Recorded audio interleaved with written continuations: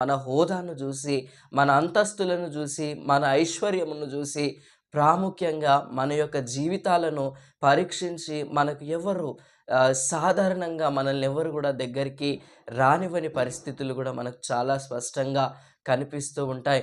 ఎప్పుడైతే మనకు ఆస్తులు, అంతస్తులు, హోదా అనేది వస్తూ ఉందో, అప్పుడు ఎక్కడనో ఉన్నవారు కూడా మనలను పిలుచుకొని, దగ్గరికి పిలుచుకొని, వీరు మా బంధువులే అండి, వీరు మా రక్త సంబంధికులే అండి, మావారే అండి, మావారు అని మనల్ని ముంచి వేస్తూ ఉంటారు. కానీ దేవుడు మనల్ని ఎప్పుడు కూడా ముంచని వ్యక్తిగా ఉన్నారని జ్ఞాపకం చేసుకుంటూ ఉన్నాం దేవుని ప్రియులారా.